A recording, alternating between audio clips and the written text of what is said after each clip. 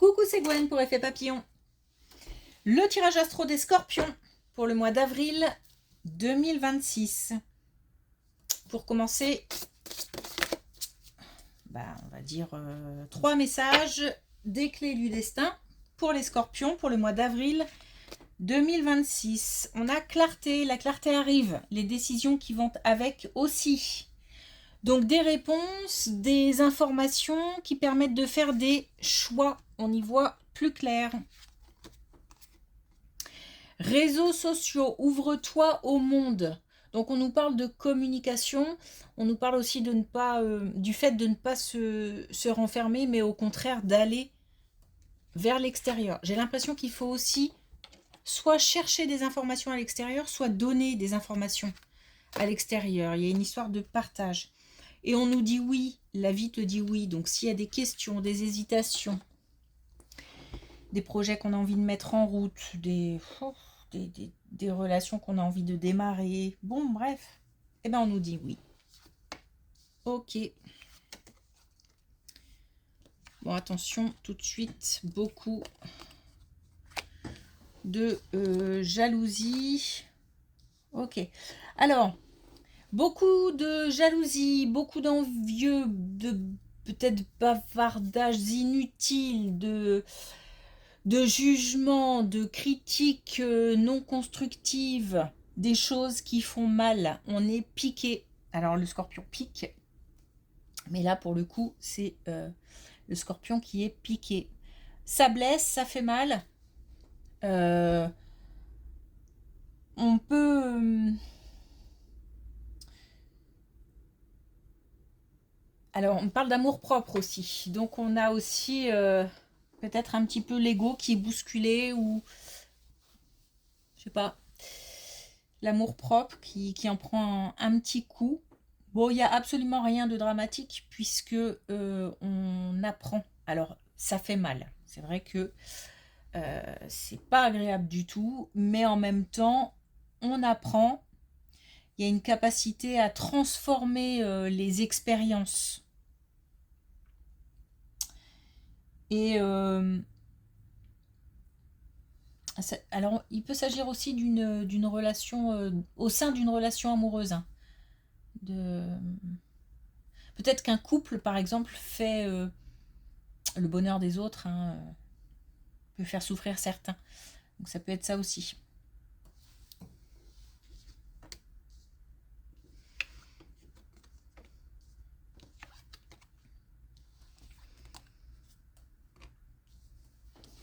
Alors, une relation qui pour l'instant est bloquée, en stand-by peut-être, au point mort. On nous parle d'engagement qui est alors soit interrompu, soit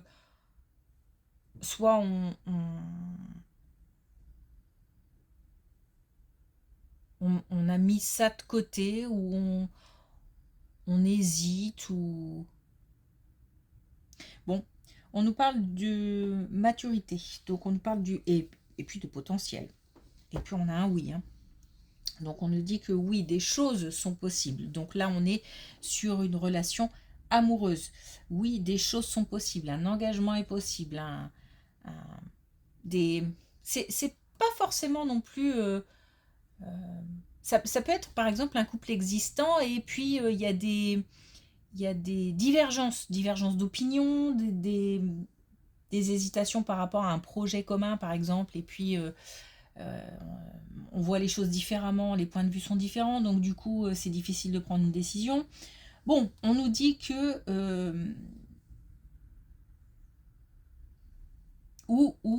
pardon, je termine ma phrase, ou une relation est en stand-by. Donc ce sont soit les projets d'un couple, soit une relation tout court qui est en stand-by. On nous dit qu'il faut du temps parce qu'il faut que les choses maturent, que les choses prennent racines, mais pas les divergences, pas les... non, il faut qu'on soit suffisamment... ça manque de stabilité, il y a quelque chose qui manque de stabilité. Alors à la fois, on est ancré, c'est-à-dire que peut-être qu'on est très sur ses positions, mais à la fois, ça rend les choses instables. Bon, il y a la possibilité de toute façon de trouver des compromis, hein. Mais il faut du temps. Et c'est comme si peut-être il fallait que les choses, les idées, les pensées se transforment à l'intérieur de chacun pour ensuite une mise en commun.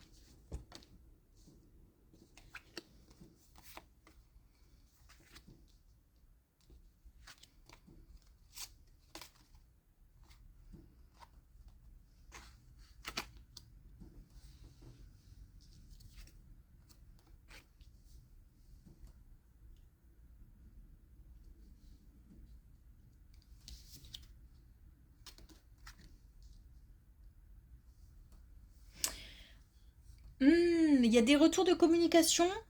Alors, des retours de communication. Alors,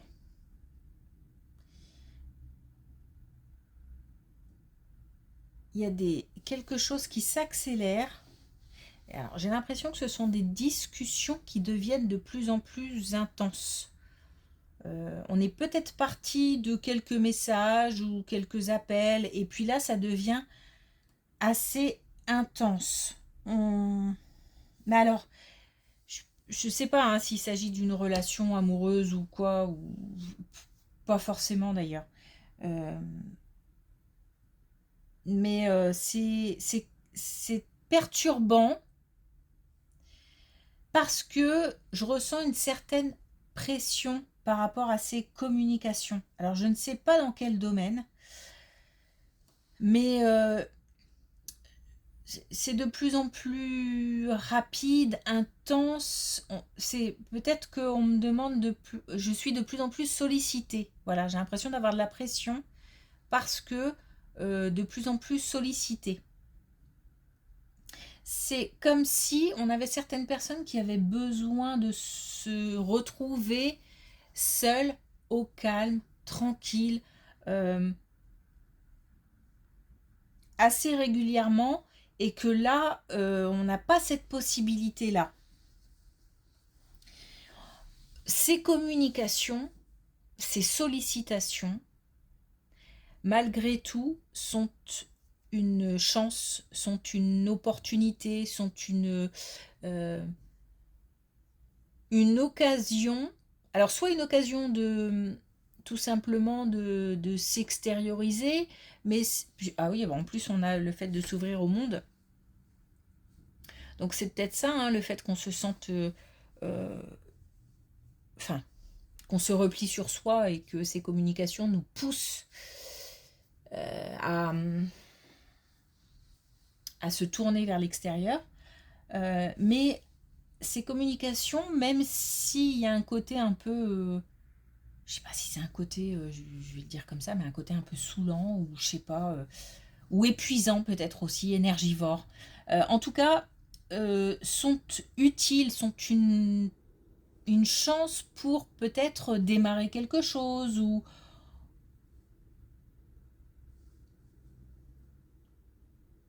c'est comme si c'était moteur, ces discussions étaient moteur de quelque chose.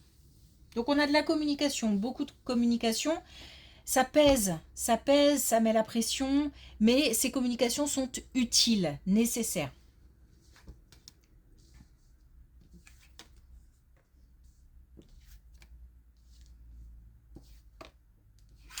Des envies par rapport à... Alors, par rapport au foyer. Alors, on peut parler là de... Comment dire, de projets... de projets qui peuvent toucher le bâtiment, maison ou appartement, peu importe. C'est-à-dire, par exemple, faire des travaux ou peut-être même l'envie d'acheter ou l'envie de vendre. Ou bon, ça peut nous parler de ce type de projet, d'investissement, on a envie de bouger, on a envie de déménager, on a envie de réaménager. On a du soutien pour ça. Mais on peut aussi nous parler de projets au sein d'un foyer. C'est-à-dire, par exemple, envisager les prochaines vacances ou agrandir la famille ou... Voilà. Donc, je vous le disais, on nous parle de soutien, d'aide par rapport à ça. On nous dit que... Alors, il y a peut-être une entraide aussi au sein de la famille, au sein du foyer. Les relations s'apaisent, les relations sont... C'est une belle colonne qui concerne le foyer. Les relations sont apaisées, les relations sont aussi... est-ce que je vais dire novatrice? Une relation novatrice, est-ce que ça se dit? Bon, en tous les cas, on retrouve une certaine motivation pour aller vers quelque chose de nouveau. Et visiblement, on n'a pas fini d'en parler. Bon, non, en fait, on est sur autre chose, attention. On est sur le foyer aussi, mais sur un autre type de foyer. Là, on est bien, on a envie de projet, on a envie d'avancer, on a envie de faire des choses. Voilà, de la mise en place de projets. Là, on est sur un foyer moins heureux, donc on a des situations différentes. Puisqu'on nous parle de séparation, on nous parle de pièges, de traquenards, d'arnaques. Bon, on est sur là un foyer qui souffre. On est sur... alors, la séparation a peut-être déjà eu lieu. Hein, et les relations suite à cette séparation peuvent être assez difficiles, douloureuses, que ce soit vis-à-vis du couple ou vis-à-vis d'enfants ou même de la famille d'une manière générale, plus élargie. Bon, il y a une séparation qui est douloureuse, voilà, qui a été, qui l'est encore. En plus, il y a peut-être, alors, des jugements, des critiques de la part peut-être de la famille, mais ça peut aussi être des mensonges,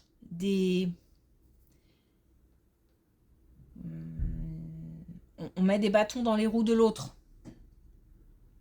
Bon, on nous dit que par rapport à ça, situation assez lourde au sein d'un foyer, on a une protection qui est là malgré tout. C'est apparemment des difficultés qui sont nécessaires à traverser. On a une protection de l'invisible, une protection...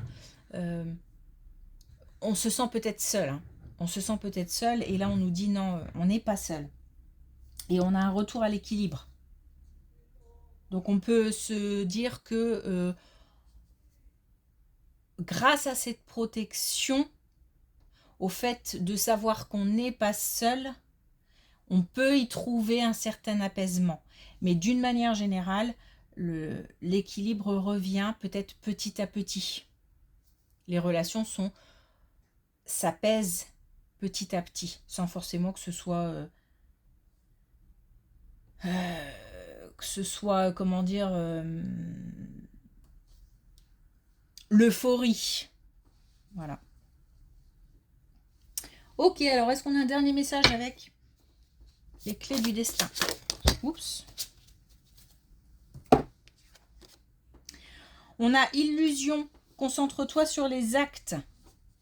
Donc attention, parce que là, il y a du piège, il y a du traquenard, il y a certainement des choses à éviter. Donc, il ne faut pas tomber dans certains pièges. On nous dit aussi qu'il faut passer à l'action. On est peut-être beaucoup dans les pensées, on a peut-être une grande motivation, on est peut-être... on parle beaucoup entre guillemets, c'est-à-dire que peut-être qu'on dit ce qu'on a envie de faire, mais qu'on ne passe pas à l'action. Et là, on nous dit go, c'est le moment. Ok, merci pour votre écoute, je vous souhaite une belle journée, je vous dis à bientôt.